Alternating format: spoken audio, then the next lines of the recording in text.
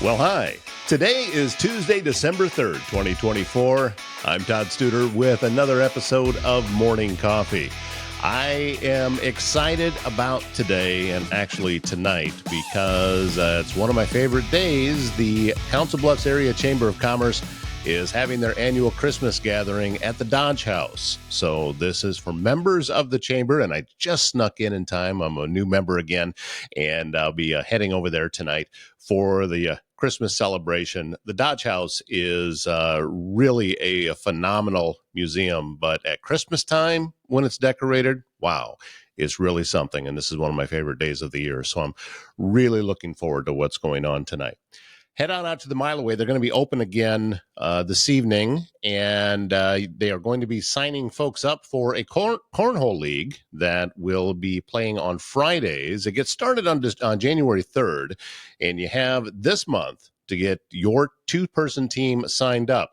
All you need is a couple of people and $10 per night to be able to enter, and you'll be able to have a lot of fun on Friday nights. It's indoors, by the way. We should mention that they're going to be having it upstairs in their banquet area.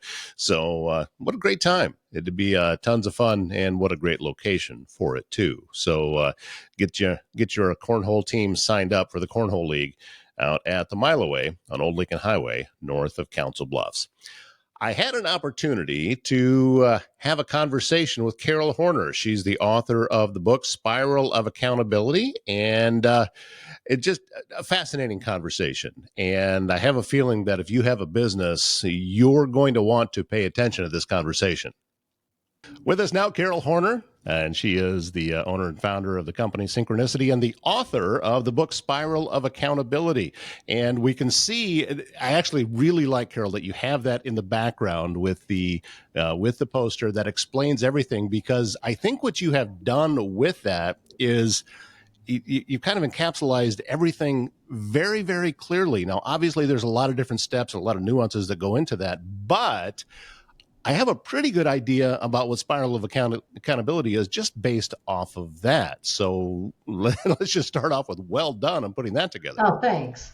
That's what models are, right? They're supposed to be a visual representation that are easily grasped, right? That you can easily grasp and do something with. That's what makes a model effective. If it gets too complex or too integrated or too much, then it doesn't serve its purpose of being simple. Let's roll back to when the idea for Spiral of Accountability first started to form for you, because you and I have spoken before. So I know that you were working with a client and this started to make sense for them. And then you were able to say, oh, wait a minute, this makes sense for a lot more than just this one particular client. So talk about that process a little bit. Sure. So this was back in the late fall of 2018, and I had a client that had called and was talking to the manager of the division, and her comments were a lot of comments I hear often, which is, can you help my team be more accountable? And, as a good consultant, you don't just take that at face value. You have to dig in and find out really what they're talking about. And as I dug into what she was talking about, it wasn't about how we normally look at accountability transactionally, which is get your stuff done on time and do it with some level of quality. That wasn't the issue her team was having. They were doing good work. It was just a really difficult process because they weren't getting along in that process.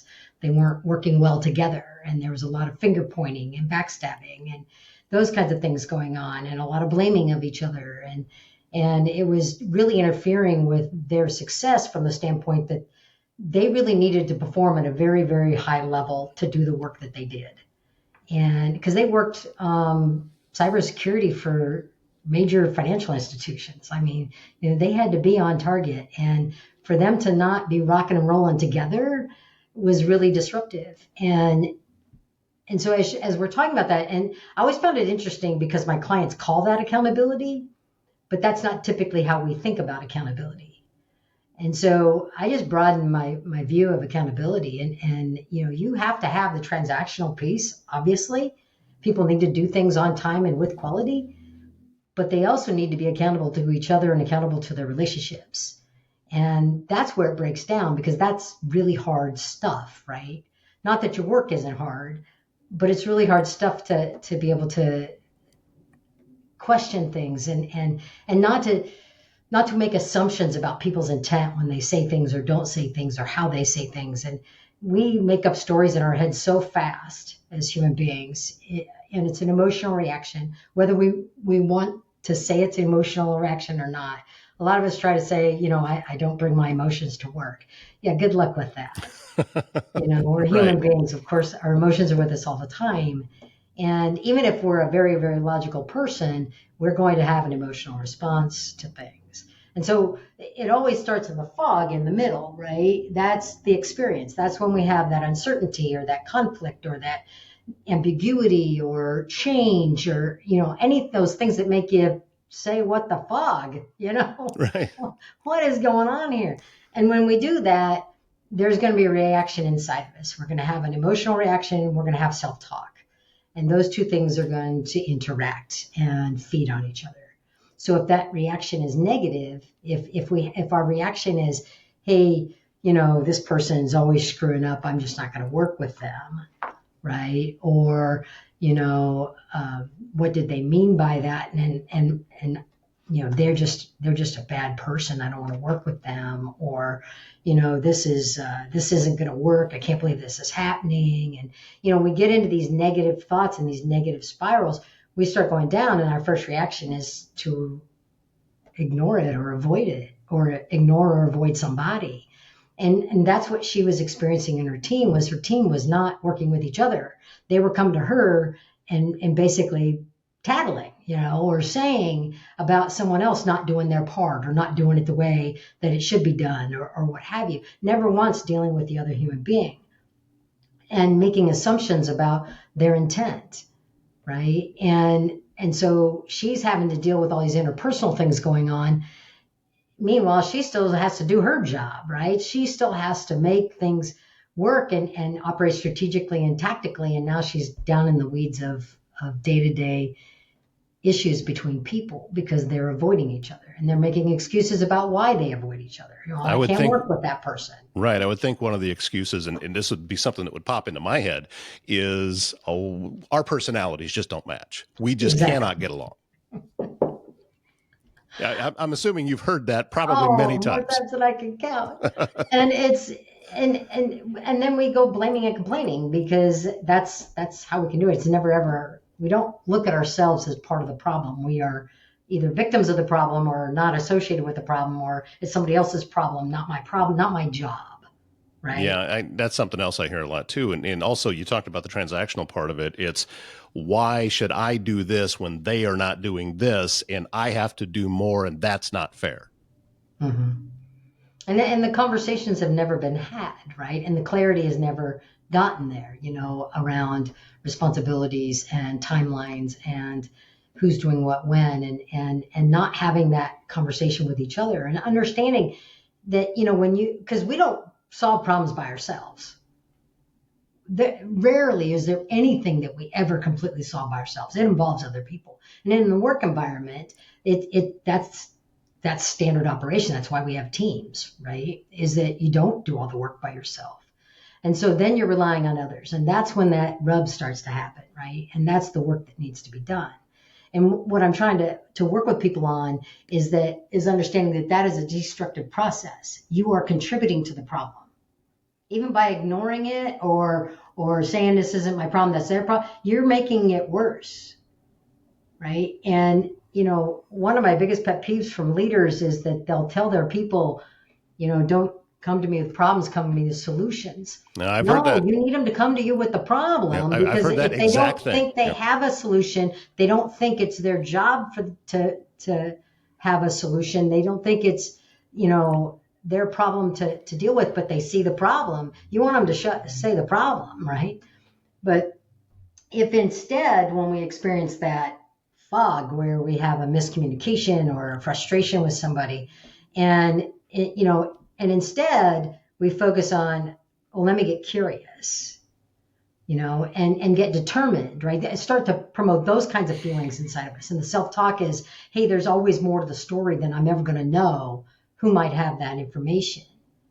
What's my role in this? How do I affect this? What's the best response I can have? I start to question myself and start to question, the situation and the problem, and I involve others by getting information from them and asking them to engage in helping to solve the problem, because we do that work together, right? And as we go through that process, we're being productive. But this is hard work, right? This is spiraling down is easy. It's easy to ignore a problem or avoid a person. It's easy to complain and go out Friday night with the gang and have some beers and just bitch. And and to point fingers and to make it somebody else's fault and to gather other people to commiserate with you. That's easy to do. We do that easy as human beings. We're taught well to do that. The spiral up is a lot harder, because you're having to work through and challenge yourself, challenge your thinking, challenge others, engage in difficult conversations. And in that process, that's where the productivity comes from. That's where you have real accountability to each other and to our relationships. Why do you think it is that we naturally avoid those difficult conversations? Well, I mean, think about all the sayings we were told as a kid, right? And if you can't say something nice, don't say it at all. Mm-hmm.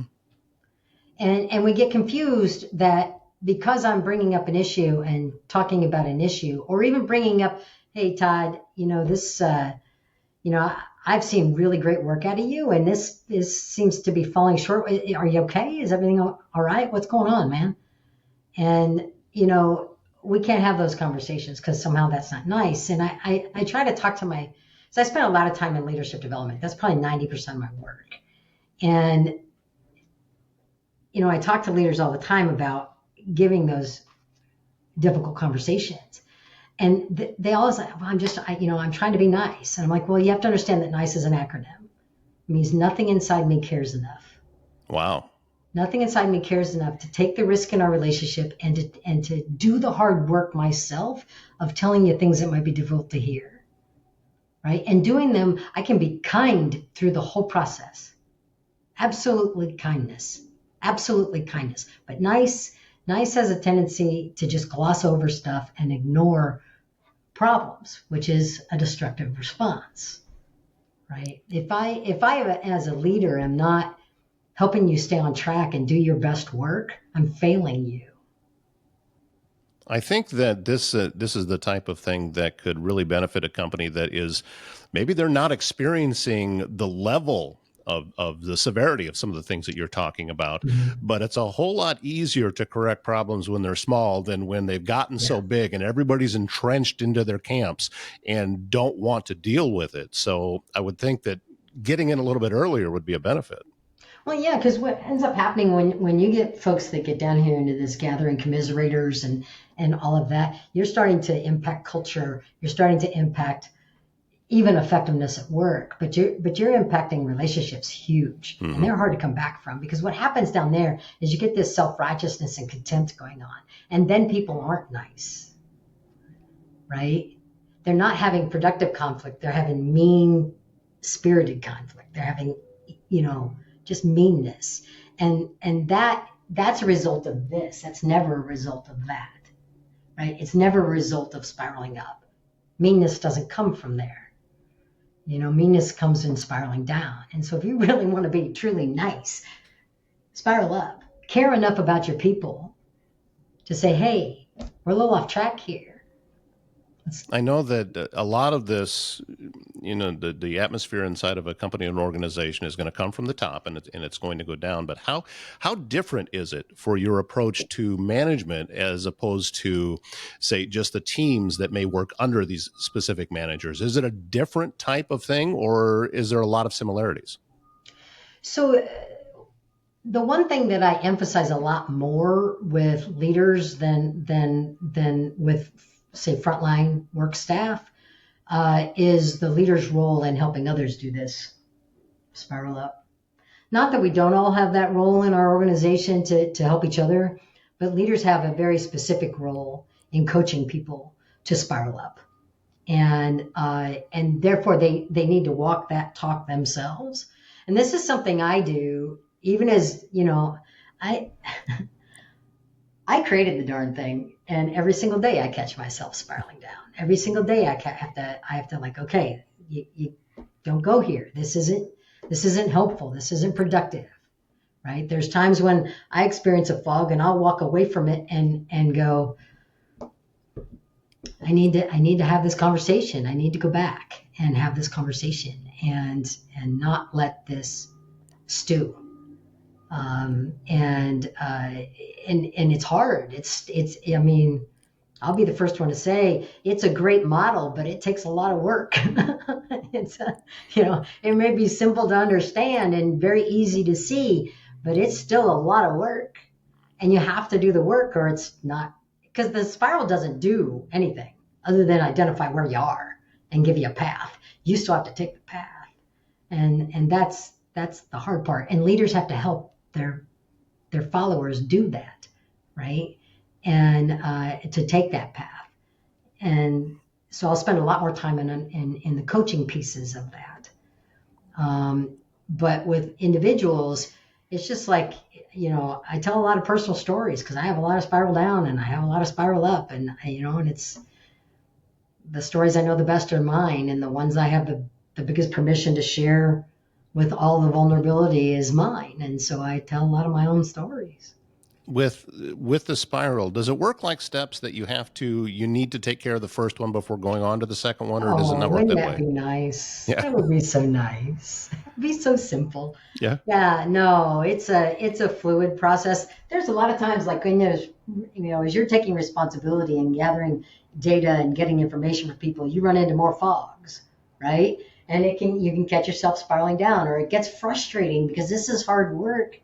And, you may not be getting all the information that you need, or you may be struggling with a few folks to make things happen. And it's real easy to pop right back down here, and so it's not fluid, and the reason why I have a fog in the middle instead of a line is it's not an either or either. There's that gray area is really significant.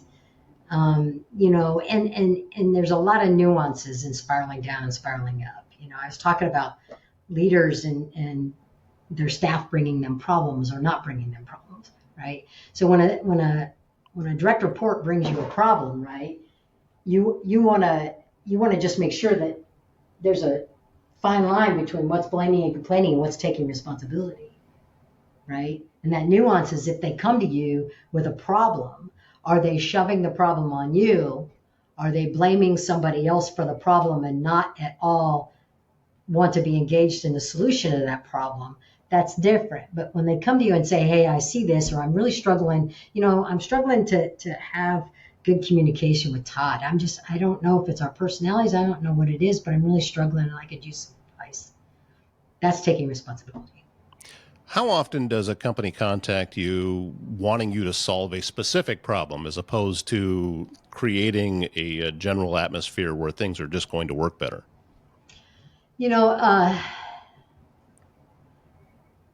I get called in when the interpersonal conflict has gotten to a stage of somebody might get fired.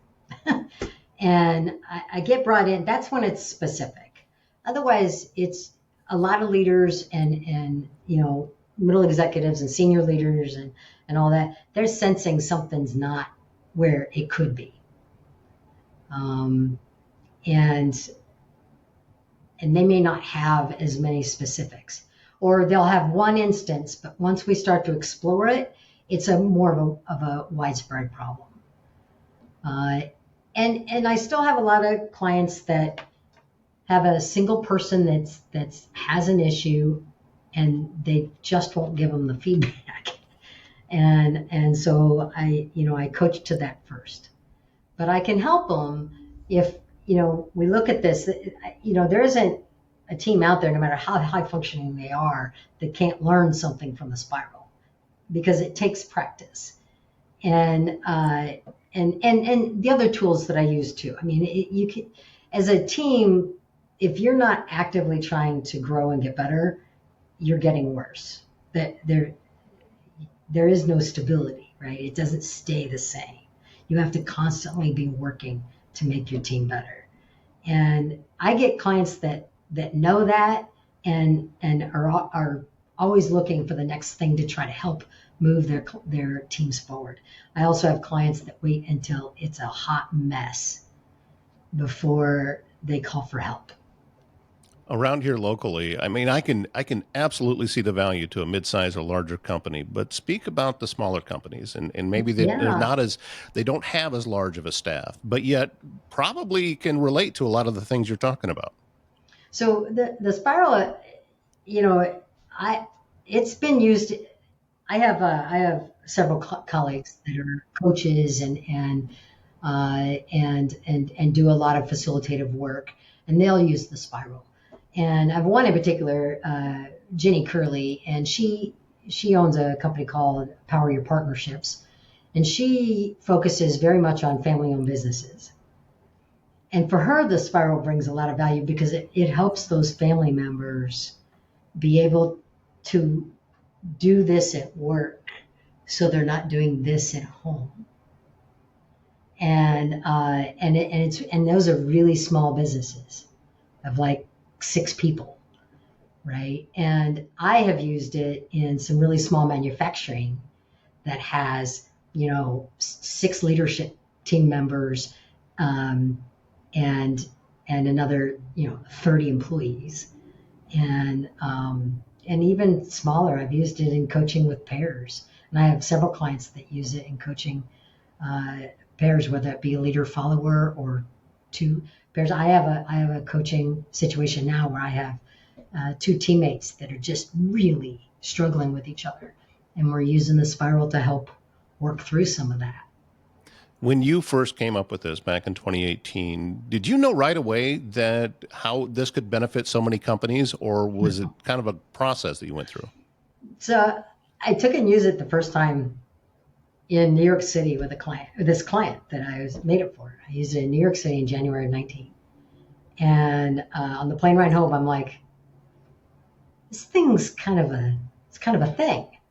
And I had already shared it with several colleagues because I needed feedback from them.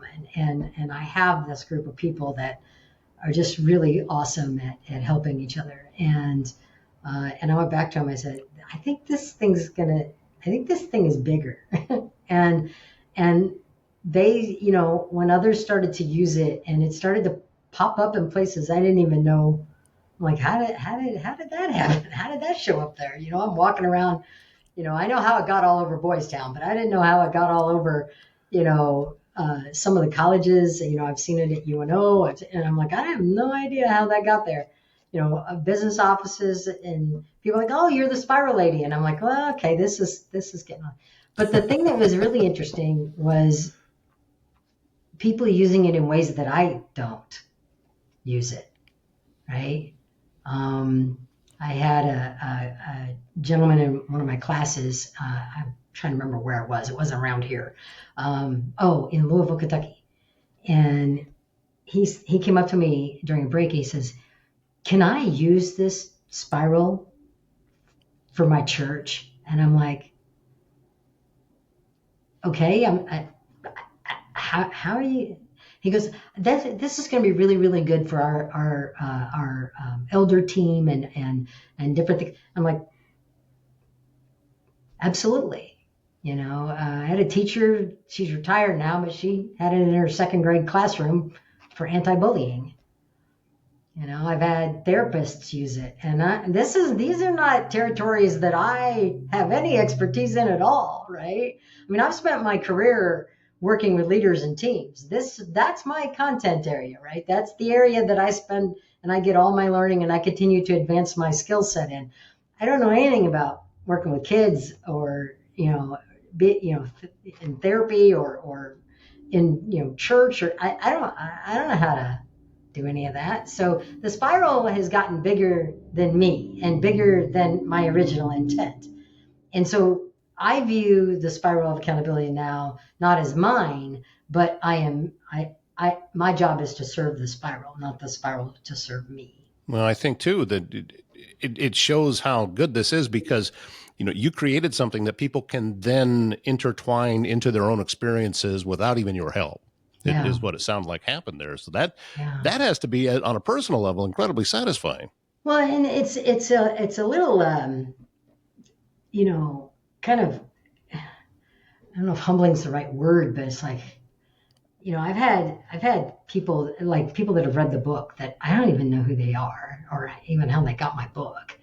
But this one lady called me on a Sunday afternoon a couple of months ago, and and she was just like, I just wanted to tell you that your book changed my life, and I'm like, wow, that's a lot, right? And I said, well, how so, right? And she was talking about a relationship with her boss, and that's how they got the book. Her and her boss were being coached by one of my colleagues, and they were working on the spiral on their relationship. They were making all kinds of assumptions in a very negative way about each other, and that's the bulk of the problem right there.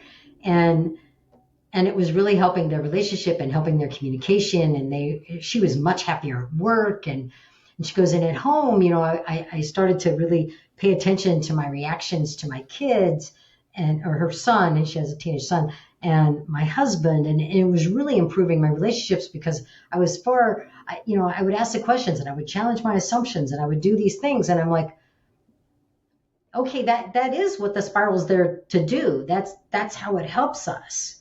And she's like, I don't think you're hearing me. And I'm like, so tell me why you say this is life changing, right? Rather than you're growing, right? And she goes, I am one that suffers from anxiety and high blood pressure, and I'm been on a lot of medications for both.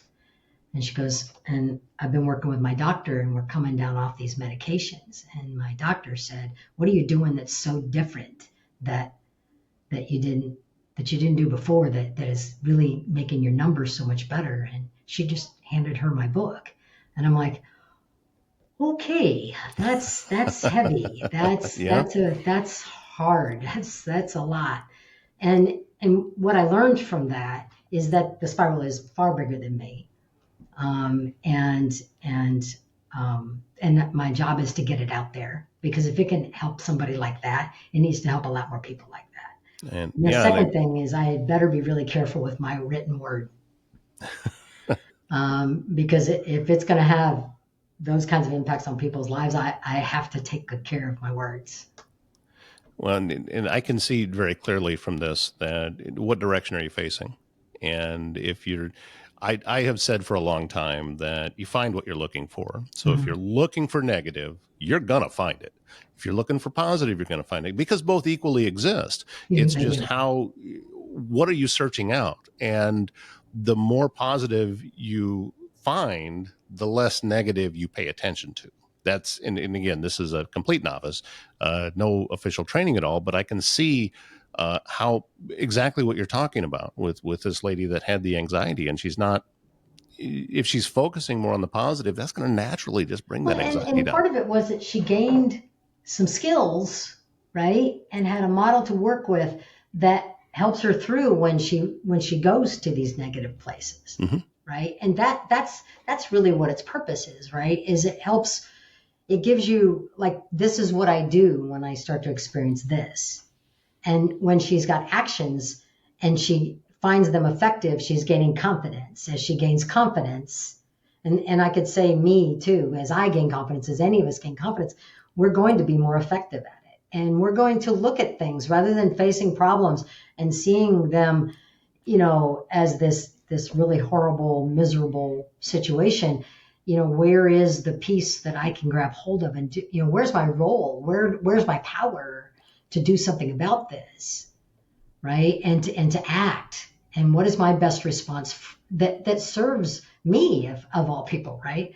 And even when I think my best response is I just assume to tell someone go to hell, that's usually not my best response, because I'm not having any impact in a positive way on this other person by saying something like that, right? And it doesn't mean it doesn't come to me. It just means that I need to take that time to catch my breath, take that conscious breath, and knock that warrior down. Let the soft one rise, and focus on how do I make a difference here in a really positive way for both of us, I right? am thrilled that you are part of everything that we're doing with Morning Coffee, because that means I get to talk to you. every so often. And we're going to continue to learn more about this. And we just blew right through the time today. But let me quickly, you've got a couple of different websites. Now, we talk a lot about your Spiral of Accountability website where you can get the book, learn more about the process. Yeah. Can people book you through that website, or do they need to go to the Synchronicity website? No, either way. Okay. I gave the Spiral its own website simply because it doesn't. Synchronicity is my business.